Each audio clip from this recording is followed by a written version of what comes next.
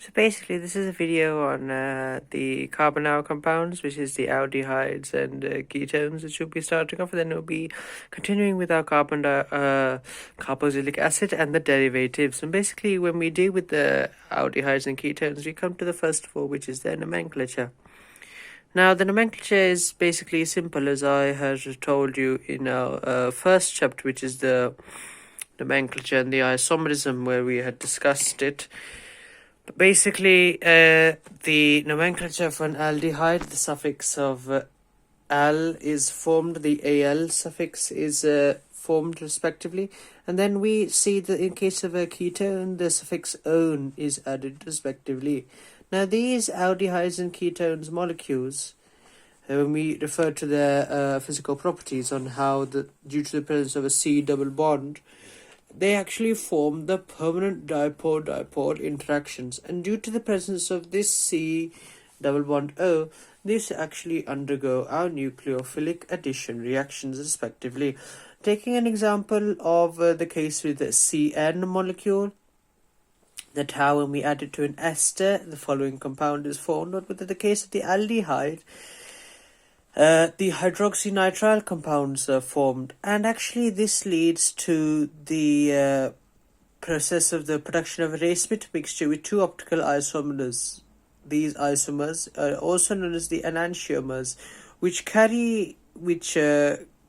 basically they carried out with an aldehyde or an unsymmetric ketone. In other words, these enantiomers are formed when we perform the reaction with either aldehyde or a unsymmetrical ketone molecule respectively, which moves me on to what is the meaning of an ambident nucleophile. Basically, an ambident nucleophile, we say to our CN molecule here, in the case of our nitrile molecule respectively, on how that it can basically, the CN negative ion can attack from both sides. In other words, it can attack from the top, in other words from here, or it can attack from the back or from the bottom of this flat planar structure of the CO1. Now, why, if you remember, I covered this in the previous video. If I'm not, I'm telling you now that why is the C double bond group planar structure? Well, actually, due to the presence of a double bond here, this is known as the restricted, you can say, the flow of the electrons, in which due to the double bond molecule, this is what I covered in the alkenes chapter actually, the restricted flow molecule, due to the presence of pi bonds and sigma bonds, that actually the delocalized electrons cannot move. In other words, they are restricted to, they do not rotate, in other words, in plane polarized light, hence the planar structure.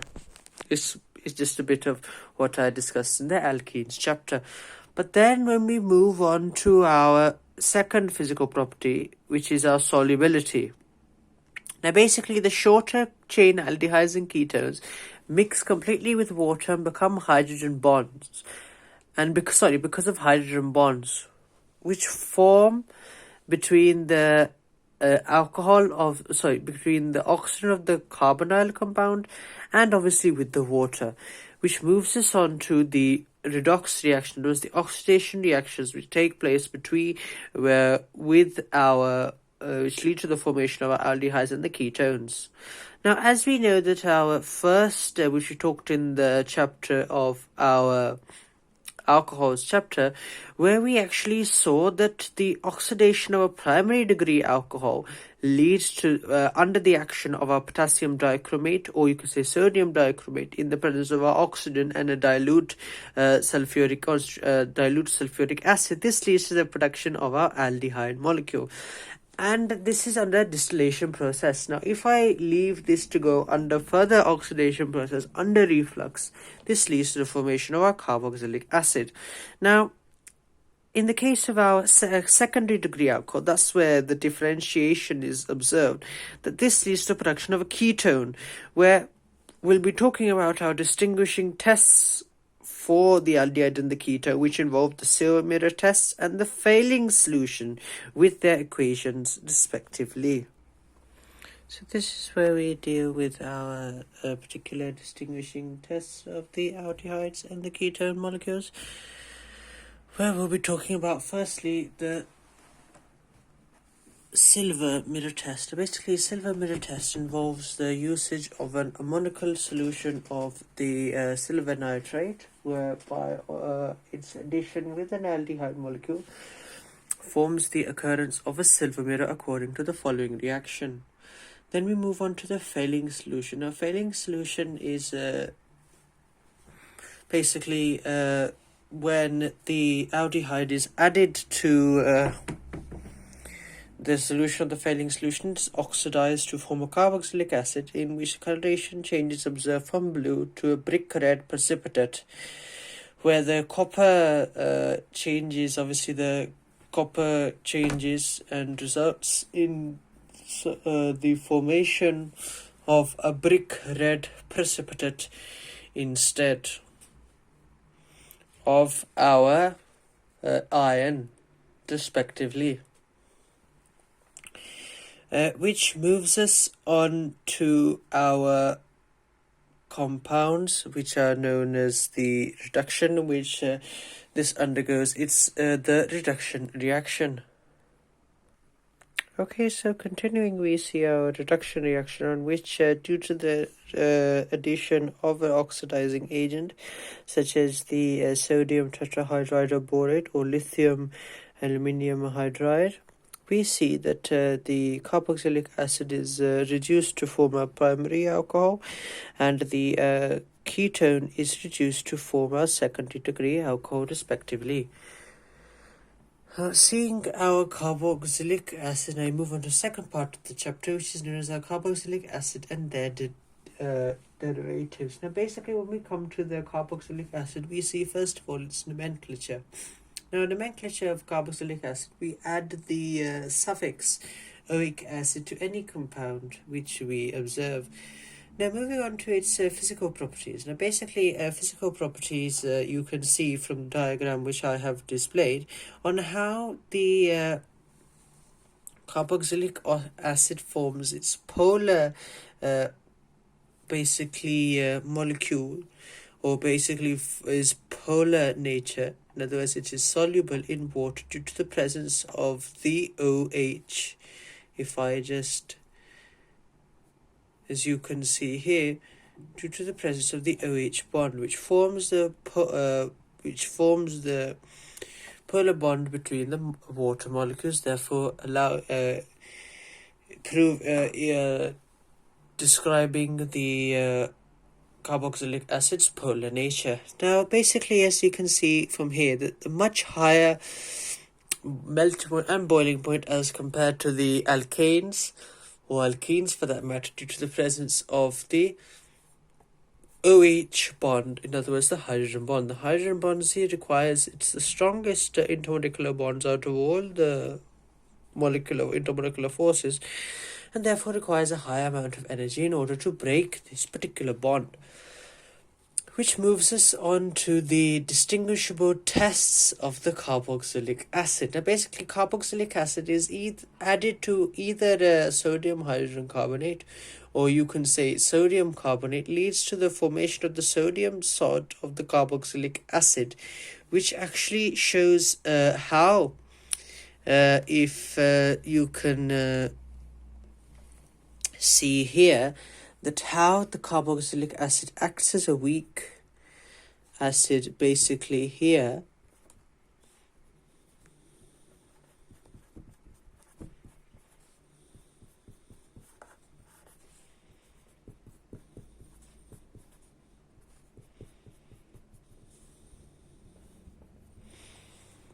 As you can see on this case, how carboxylic acid acts as a weak acid.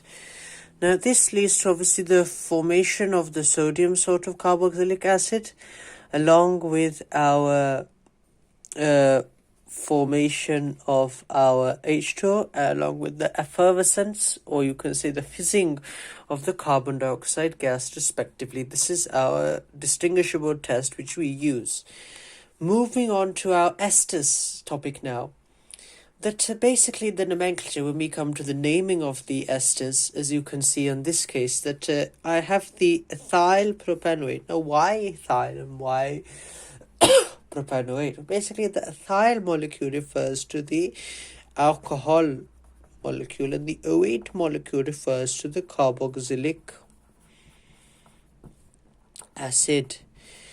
So it depends on how many carbon atoms are present on the alcohol and the carboxylic acid respectively. Now, if obviously the eth molecule refers to the 2 carbon molecules and the prop refers to the 3 carbon molecules present respectively. Seeing the formation of the esters, now we come on to the ester formation. How the esters are formed respectively. Now basically, this is known as the esterification reaction respectively, where under the presence of a strong acid catalyst, such as you can either say the concentrated sulfuric acid, this leads to the production of an ester respectively. Now, moving in the backward direction, this leads to the hydrolysis reactions. Now, the hydrolysis reaction is actually undertaken under room temperature with the presence of, you could say, phosphoric acid or H3PO4. Now, we see here that obviously this could also happen with the base as well.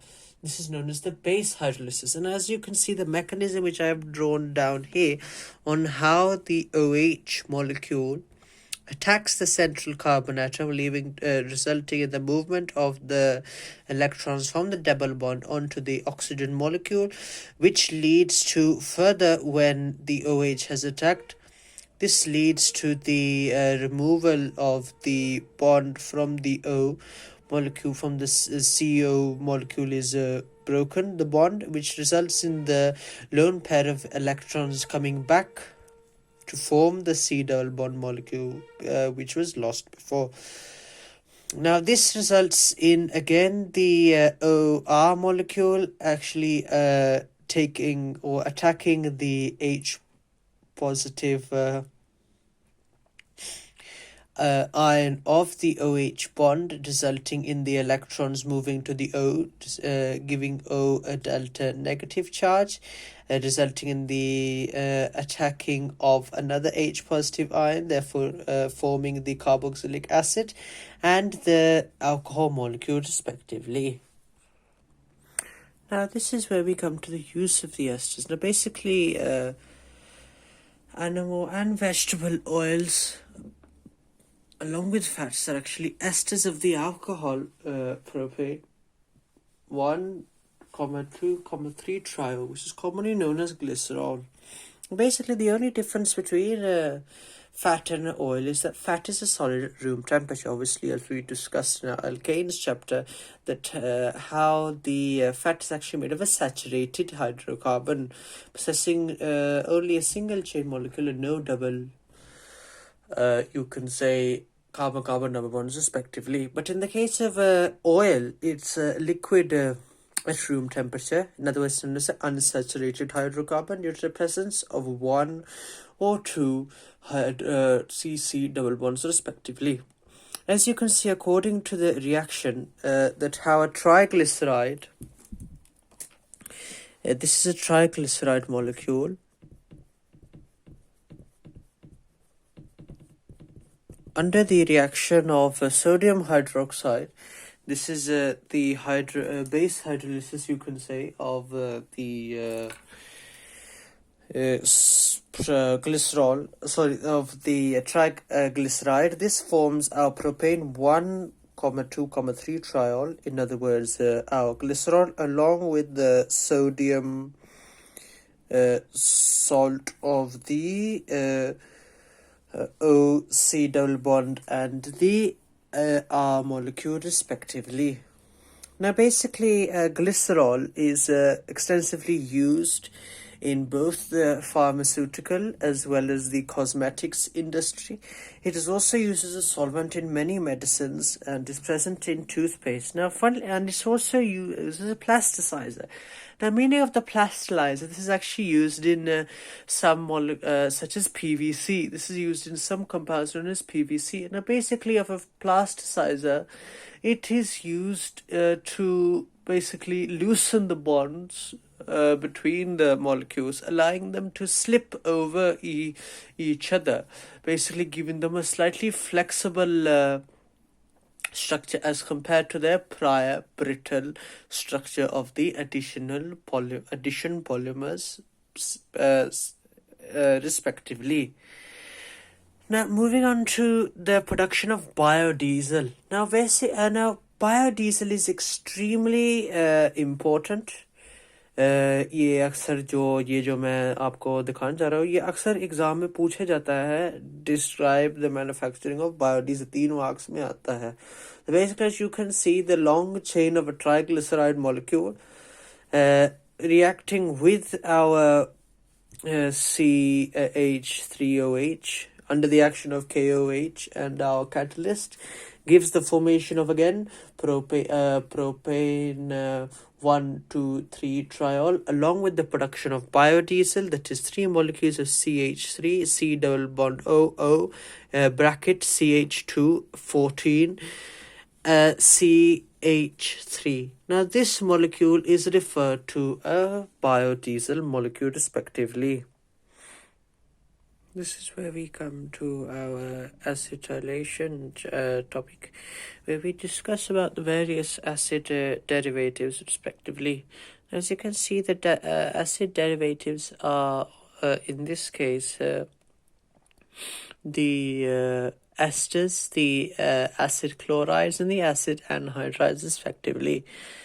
Now, these reactions undergo the nucleophilic addition elimination reaction, as you can see by the general reactions, that the nucleophile attacks the central carbon atom, obviously due to the development of the delta positive and delta negative charges, which in fact leading to the production of the, or should I say the removal of the Z group, where the Z refers to the acid derivative group, either the ester or the acyl chloride, in other words the chlorine group, or should I say the halo group, and the acid anhydride group, which leads to the again the return of the double bond to the carbon atom, and obviously the addition of the nucleophile.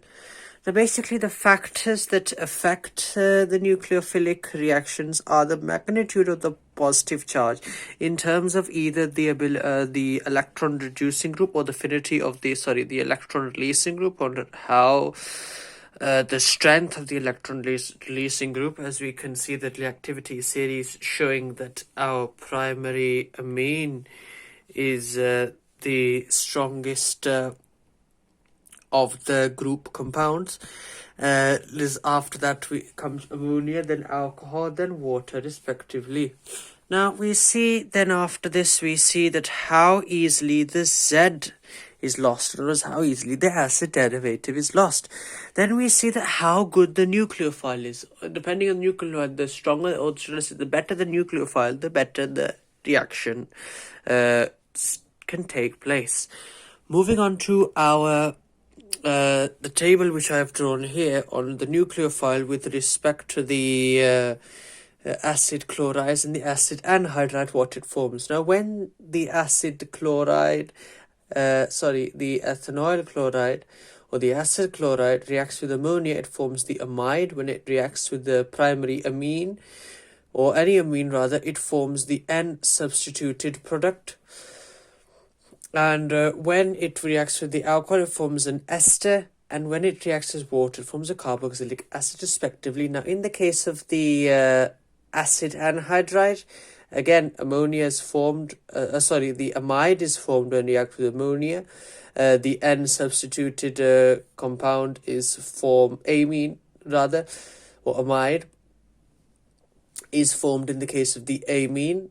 And with the case of the alcohol, again, the ketone is formed, and with the water, a carboxylic acid is formed, respectively.